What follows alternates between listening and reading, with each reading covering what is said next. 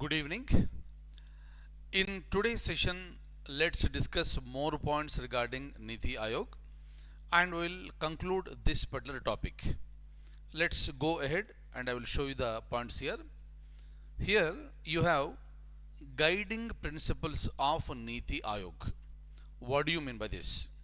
We know that we have a body called NITI Aayog established in the year 2015, and the basic purpose and function of this institution is to make the economic and social plans for the national development. So this is what we understood. But how do you make these national plans? How do you make this economic and social plans? And what you have to keep in your mind while making the plans, that is nothing but the guiding principles of NITI Aayog. If you look at the first one very closely, we can see the concept of Antyodaya. Most of you must be aware of the concept of Antyodaya. This Antyodaya concept has been given by Mahatma Gandhi. What do you mean by this? Antyodaya means poorest of the poor. Meaning, whenever you are making a policy, please keep in mind that how exactly this policy is going to be helpful to the poorest of the poor. This is very important. So meaning, so you are just going beyond the concept of the poor. So you are looking at the final person, the last person who is facing the poverty, and that person is called the poorest of poor. So this is because what are all the plans and policies that you are developing that should be useful for every citizen in the country.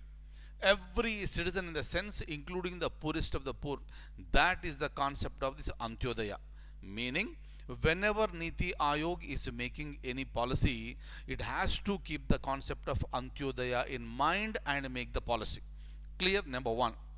Number two, inclusion. I told you many times regarding inclusion. Right, with the concept of economic reforms, India is developing, and now in the world, if you look at very clearly, India is the fastest growing major economy in the world.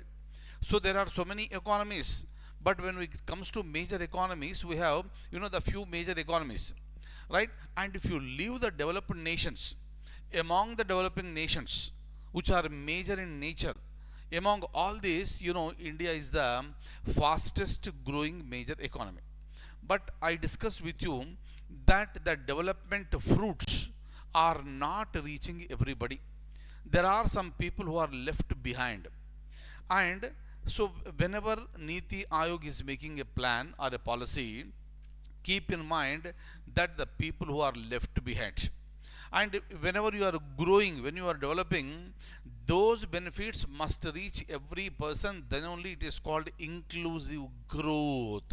Forgetting some people and going for the development is not inclusive growth, and that is not considered as the actual growth of the nation. Am I clear? Now, next is the village. So the concept of the village is also highlighted by Mahatma Gandhi, and even today also we are using the same. So when I was discussing with you regarding community development program, I told you that was the village development program.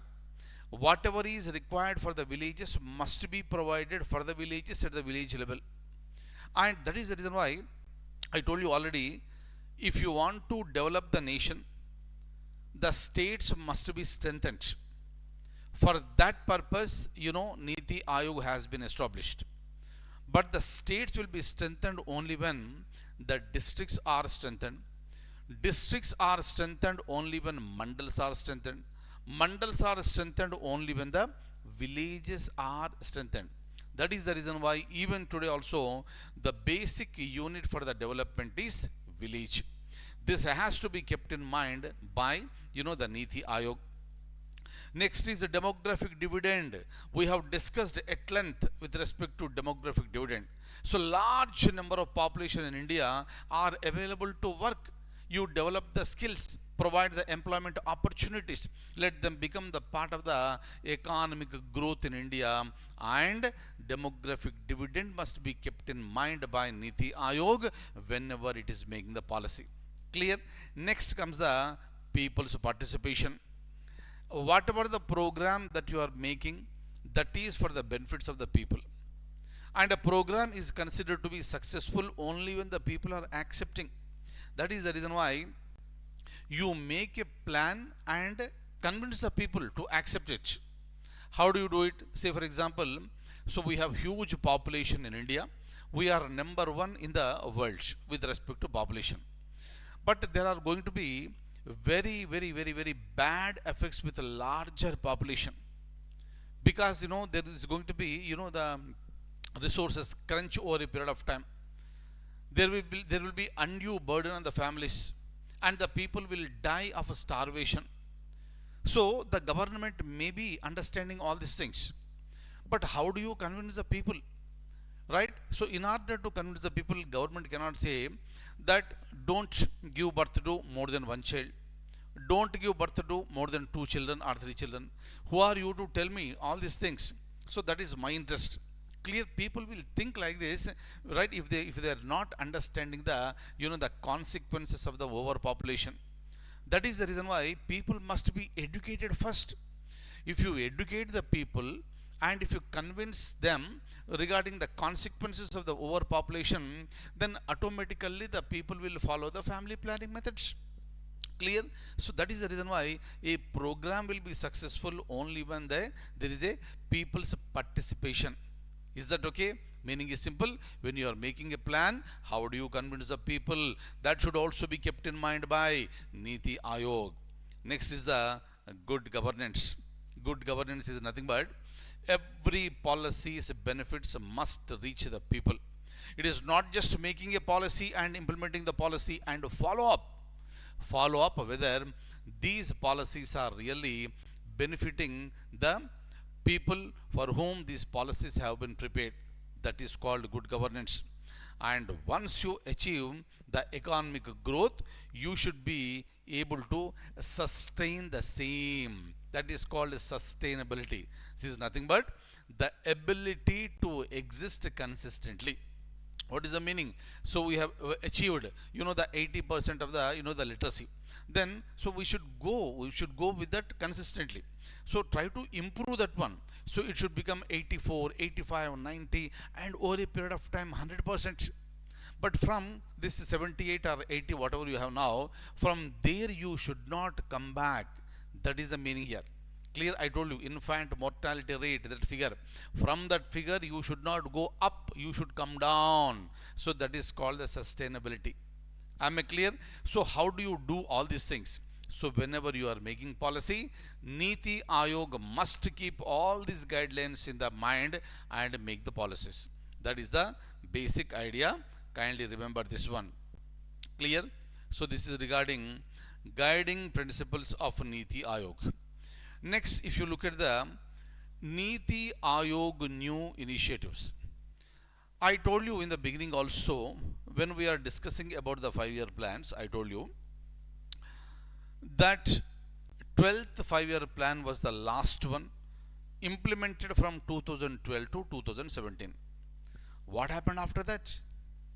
What are the plans? Now we are not discussing. Except about the budget every year, these things are not coming out, right? But there is a big strategy that is going on with respect to the national development. Clear? And this is called the vision document of NITI Aayog. Here short term, long term, mid term plans have been combined, and the nation is moving ahead with this particular vision. Clear? And it is called vision document of NITI Aayog. There you have 3 years plan, which is called action agenda. 7 years, this is called strategy document. 15 years, it is called vision document. Please remember this. What do you call this 3 years plan? What do you call this 7 years, 15 years one? This is important for the examination. Clear?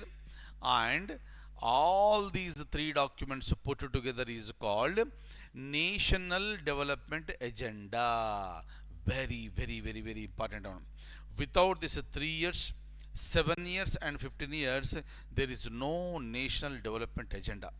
So that is the reason why, so these are all combined, one with one another. so that the nation will be developing very very fast. This is the basic idea. Is that okay? This vision document consists of long term socio-economic goals, and strategic document consists of the steps to reach these goals. This is important. What is the difference between strategy document and vision document? It may be a question in the examination. Look at the point very clearly. Vision document consists of the long term objectives. What are these objectives? Socio and economic objectives. Then what about the strategic document of 7 years? It consists of the steps to reach these goals. Is that okay? And when it comes to the 3 years agenda, it takes care that guiding principles can be achieved. Whatever we have discussed in the last slide, 7 guiding principles, they must be achieved. So there should be a consistency in the growth.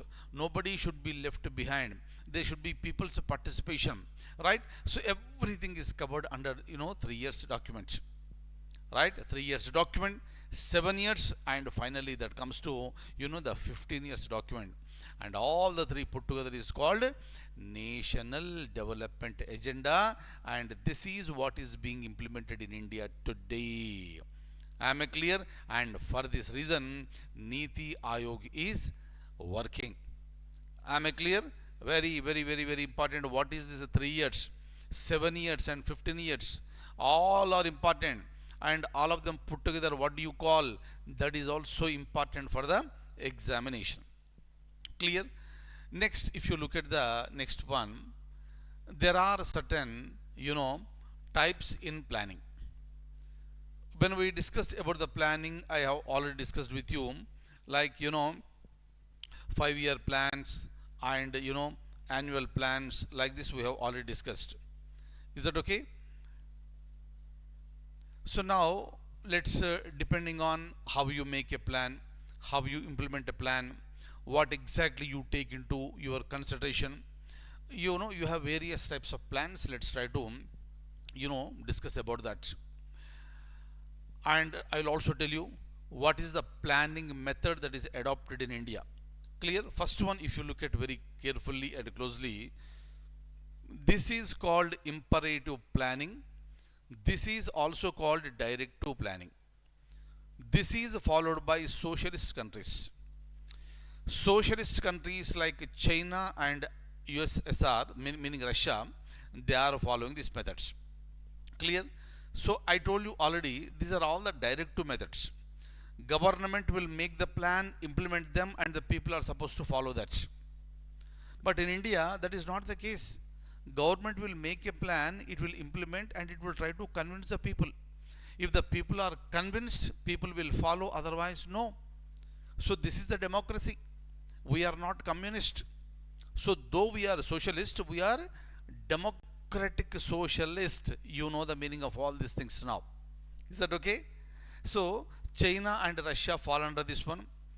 Next comes the indicative planning. It follows the mechanism of encouraging rather than using the force. For example, here, during the national emergency time 1975 to 77, family planning was forcefully implemented on the people. Men were the victims, so they were the targets and they suffered with the after effects, right? So during that emergency time, government imposed this and it forced the people to go for the family planning. And whoever have objected, they were arrested and thrown behind the bars. They were not given the jobs. Clear? So like this, so many atrocities have taken place during that time. But rest of the years in India, so it is just, pursuing the people, not to forcing the people. That is the reason why in India the planning is called indicative planning, not imperative planning. Very, very, very, very important. Am I clear? Next is the centralized planning commission, top down approach we have discussed. Decentralized planning, bottom up approach, NITI Aayog. Is that okay? Now, let's go ahead and kindly remember, you can write down if you want. Decentralized planning, example NITI Aayog, bottom up approach. Clear. Centralized planning, top down approach, example planning commission. Clear. Now if you look at very clearly, we have something called short term planning. Is that okay? So this is generally for 1 year. These are called annual plans. But when you say long term planning, that may be 10, 20, 30 years. This is also called perspective planning. Apart from this, you also have the midterm planning, that is for 3 to 7 years. Is that okay? Short term, long term, and mid-term plans, depending on how exactly you are making. Clear. We have made short term plans also, annual plans, right? Next comes the physical planning, by taking human and material resources into consideration. If you are making a plan, that is called physical planning. By taking the financial resources into consideration, if you are making a plan, that is called financial planning. Rolling plan we have introduced by Janata Party in 1978. We have discussed. Fixed plans like 4 years plan, 5 years plan, 6, 7. If you are fixing that term, that is called fixed planning. Is that okay? So next comes the structural planning and functional planning. Like this, you have various types of plans, and the most important is the indicative plan that we are implementing in India. Earlier ours was the centralized planning. Now it became the decentralized planning. So these are the important points. Please remember for the purpose of examination, and I wish you all very very good luck, and I will see you in the next session. Thank you so much.